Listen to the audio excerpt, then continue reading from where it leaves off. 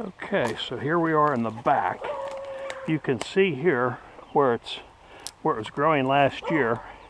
You can see the dead stems. I don't see any new growth here yet, but when we look a little further over here we see it starting to come back up. So one of the keys for cultural control, if you want to stay away from spraying, is to actually cut this to the ground. Cut it down to the ground once a year, and then before it gets to be a foot tall, cut it again. The idea is you're basically depleting the reserves in the root. The rhizome stores energy, so if you let it grow, cut it low, let it grow, cut it low, that depletes the energy in the root, and you may get ahead of it. So let's just see what happens when we pull one of these out. And here you can see the rhizome here, and again the alternate, you can see the alternate leaf pattern.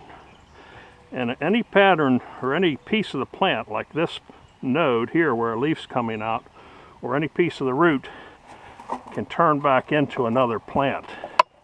So you want to, that one just broke off.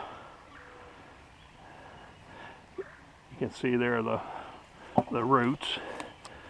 So here we'll try to pull both of them at the same time. There you can see the spreading rhizomes.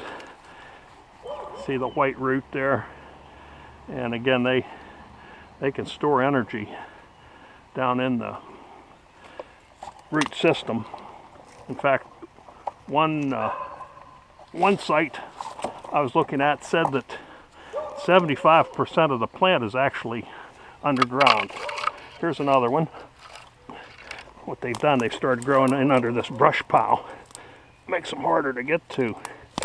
Okay, so that one broke off, and again you can see it starting to sprout there. So looking around, I don't see any more right now. We'll just have to come back here again in another week. Well, let's see, here's one over here. Here, I take that back. Let's see if we can get more of the roots with this.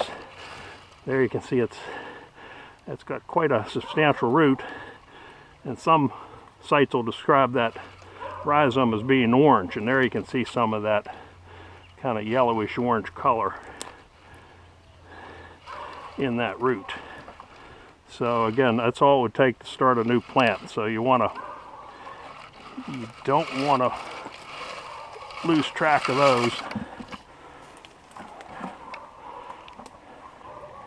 Here's another plant you really don't want around, poison hemlock. I'm touching it with gloves on, but all parts of this plant are poisonous.